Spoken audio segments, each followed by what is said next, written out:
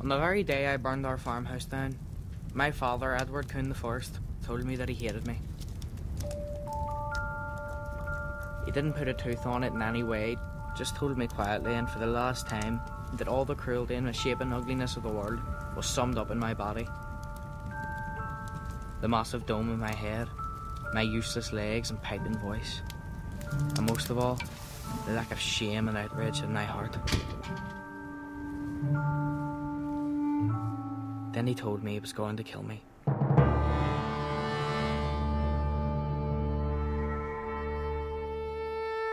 Frankly, this wasn't news to either of us. Somehow we seemed to have always known that our relationship had been fated from the beginning to end in some swift settlement of accounts. Some bloody reckoning. I'm going to shoot you stone dead. And what's more, I'm going to shoot you in the back. It'll be a fair fight then. I've no weapons to hand. I'm going to give you a fighting chance. You get a 50-yard start over open ground, and I'll only have one shot. If you make it, don't come back. In that unlikely event, here's £250. Help you make a start in the world. Invest it wisely. I'd recommend government bonds. How about a headshot? You're always telling me my head's too big for my shoulders. Only at 40 yards. Beyond the Hawthorn. Okay. Plus 90 quid. That's down to £4 a yard. It started off as 5. That's a law of diminishing returns. Take it or leave it. I'll take it.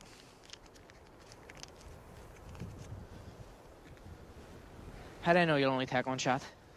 One's all I'll need. And besides, I only have one shell in the breech. If I have to reload, you'll have gained another 25 yards.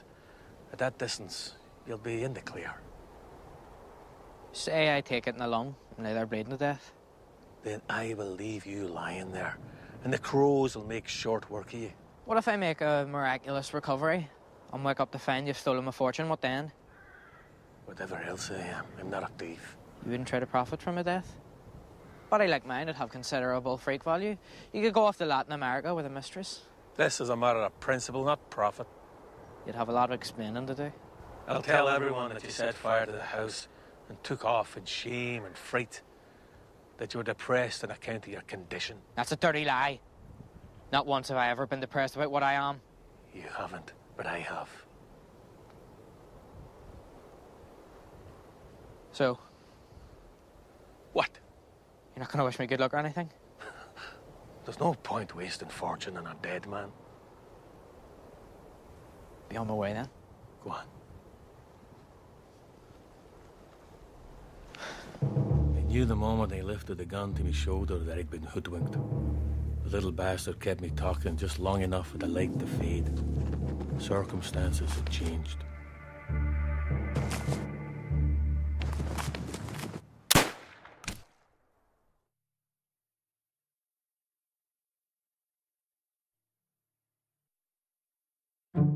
It was all over. My son and only child, Edward Coon II, was dead.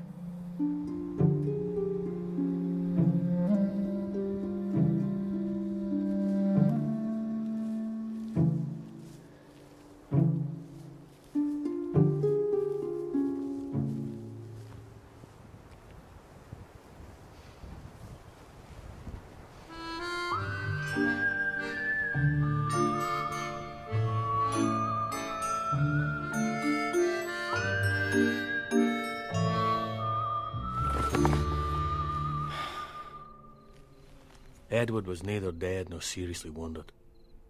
I saw straightway that his condition placed him outside the terms of our agreement.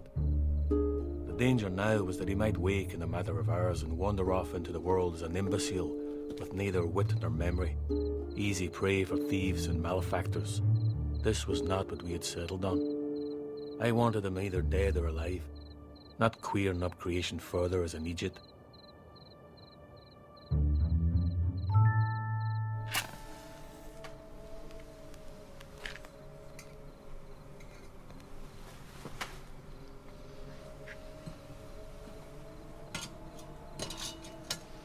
As I gazed upon him, I saw how everything rank and misshapen in the world was summed up in this small bundle of flesh and bone.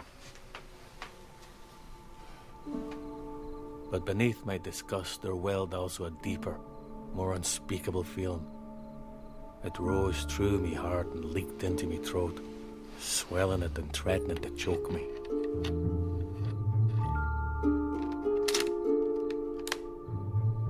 For the first time in my life, I recognized clearly where I'd seen this before.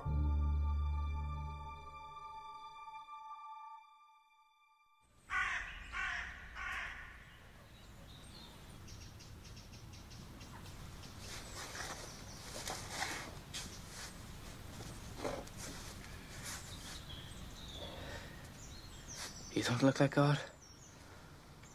You're not forking stiffs into a furnace neither. What happened? They creased your skull and you fell unconscious. And you took pity on me? No.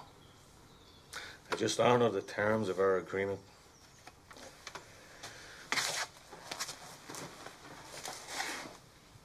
Have a drink. Welcome home, so to speak. You know full well I'm a minor. Switch yourself. I would have thought that any man who'd come within a hair's breadth of hell would want to celebrate his deliverance. I'm in no mood for festivities. Need to get my head together. We can't go on like this. People like you and me have no place in the world anymore, Edward. We'd be better off dead. You speak for yourself. That's what I'm doing. I'm lost, Edward. We're told that the world is getting smaller and smaller. The distances are narrowing down. But for people like us, it just gets bigger and bigger until we've dropped right through the meshes into the pit. We have no life anymore. Was it ever any other way? Yes, it was. There was a time when we had status and valuable skills. Some of us were real artisans, craftsmen, shoemakers and fullers and spinners of gold thread, diamond prospectors even. Did you know that our forebears trafficked in foundlings for depleted bloodlines? And to make ends meet did a bit of cradle snatching. But that's all gone now. History has passed us by. You're just full of self-pity. Don't patronize me, Edward. I'm old enough to know the difference between pity and disgust. And while we're on the subject of disgust, why'd you set fire to the house? I wanted to start new. I was hoping that whenever you came back, the whole thing would be destroyed. And we could go off together and make our own way in the world. I used to think that this house was our sanctuary, our refuge. But now I think it's our prison. I think it's about time we upped the roots and moved on. Done what? I was thinking in terms of adventure and destiny, taking each day as it comes, facing fortune head on. It's a young man's game, Edward. I'm too old for optimism.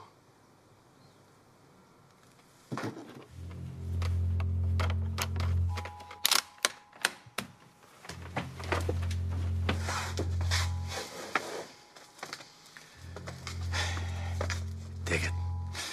Today it's your turn. Same terms, no arguments. No, I can't. Take the gun, Edward. Take it. No. This isn't an order, Edward. It's a request.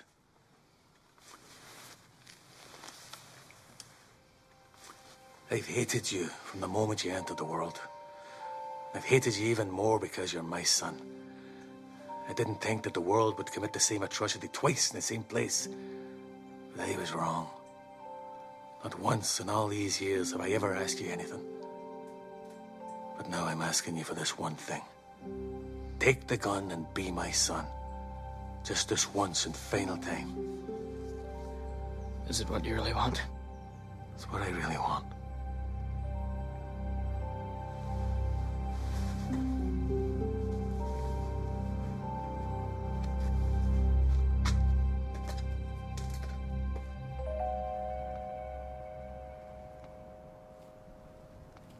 The halt on, Edward. Same terms.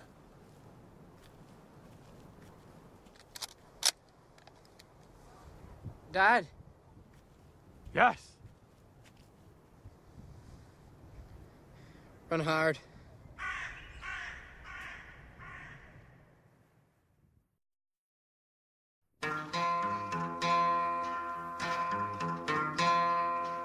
Well, there's one kind of favor I ask you.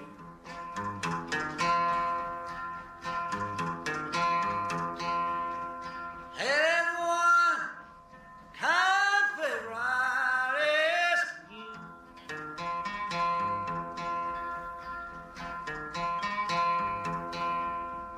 Well, there's one kind of favor I ask you.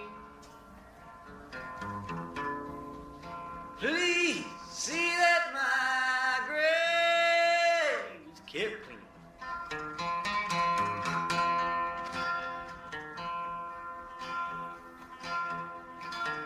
You can dig my grave with a bloody spade.